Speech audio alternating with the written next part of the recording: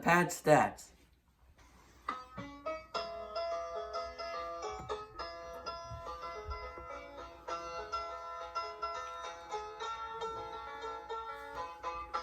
Today on Pad Stats is the sequel to last week's top 5 future dynasties.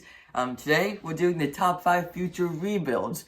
Before we get started, like I told you about in last video, I just really want anyone watching to turn on notifications. If you have the YouTube app, it's so easy. All you have to do is click the bell in the corner of the screen or wherever it is on your smartphone, and then make sure you have all notifications selected. So that way, anytime I post a video, you get notified. Additionally, if you want to know when I post a video, exactly at the time it is posted, go to the YouTube settings and under notifications, make sure that top box that says subscriptions is clicked on. So that way you'll get a notification at the exact time I post a video, so you won't miss anything. So getting it started, the top 5 future potential rebuilds are the St. Louis Cardinals. And this is a bit of a risky pick here, but let me tell you about the guidelines so maybe it'll make a little more sense. The team had to be good at some point and it had to show some sort of decline. Additionally, it's not really based on farm system rankings, so if they have a bad farm system, that doesn't really mean they're on the list. And some sort of, they don't really need to be bad right now to be on the list. It could be the future outlook.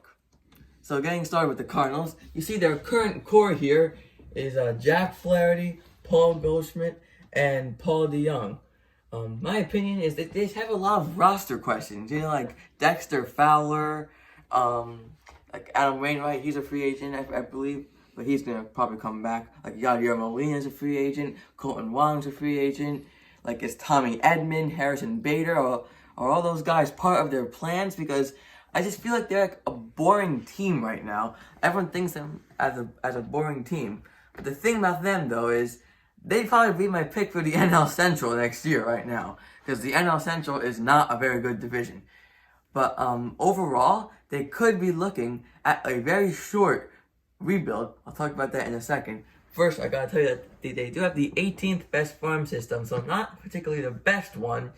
Then moving right down the list there, the future, like I said, it's a secret rebuild. I can see them doing some sort of a secret rebuild, like them trying to win, maybe being a 500 team for like 1 or 2 years, and then getting right back up to the top where the Cardinals usually are. Because they're not far away, but I just don't feel like they're a real postseason contender right now. Number 4 is the Washington Nationals.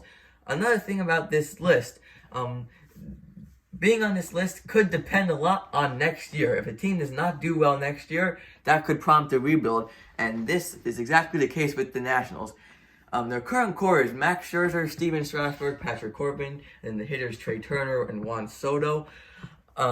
If they don't do good next year, that's another year of Scherzer wasted, 1 more year older for him as he's nearing the end of that contract. Steven Strasburg, Patrick Corbin, they are on pretty long-term contracts, and their young hitters, Trey Turner and Juan Soto, they're going to be good for a very long time. The problem, though, they're not a very young team. That's pretty much it. I mean, Adam Eaton was on the team last year. He's a free agent now, but he's a kind of an old player. I forgot about Victor Robles. He's also on the team. But like Howie Kendrick, Asdrubal Cabrera, Stalin Castro, they were all part of their like team last year, a team that underperformed for the 60-game season.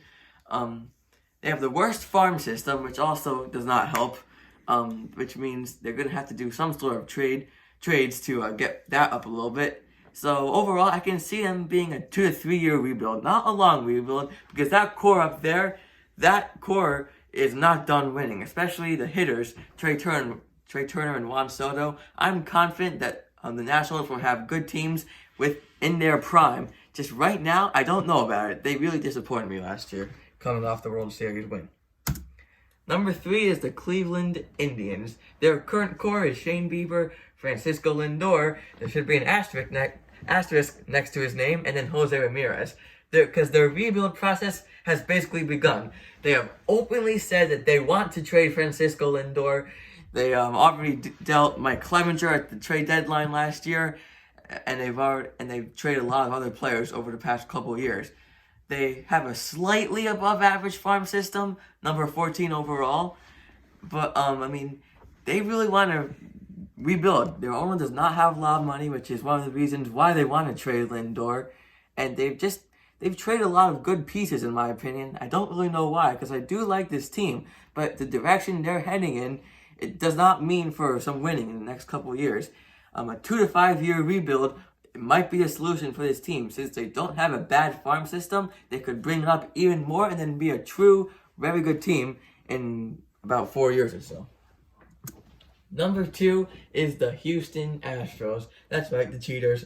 The current core, Alex Bregman, Jose Altuve, and Carlos Correa. The problem, though, is time. That core is about to be almost done, especially with Carlos Correa being a free agent after next year. George Springer is already a free agent. They don't have a good farm system at all, number 27th overall. I can just see this going downhill every year for a 3 to 5 year rebuild. The Astros, even though they did cheated, I like what they did last year under Dusty Baker, and I think they will get back, but it could be a while for them. And that leads us to the number 1 team, and I think it is pretty obvious that the Chicago Cubs are heading towards a huge rebuild. Now, yes, they did win the NL Central in 2020, but I really feel like that was a fluke. Only 60 games, and I just don't really feel like this team is gonna be a contender for a long time. They've even said it. There's gonna be a huge roster shakeup. The current core that won them the 2016 World Series is almost gone. Chris Bryant, Anthony Rizzo, and Javier Baez, they're gonna be free agents either after next year or the year after. Similar to the Astros, their problem is time. That core is just not gonna be a thing in the next couple of years. They don't have a good farm system, number 26th overall. And again, they don't have very good pitching, not many good prospects. I'm looking at a 3 to 6 year rebuild potentially for the Chicago Cubs team. I mean, they've said it. They're going to have a roster shakeup. I thought it was coming last year. It didn't happen. It could definitely happen this offseason. So that is it for Pat Stats today. Thank you for watching.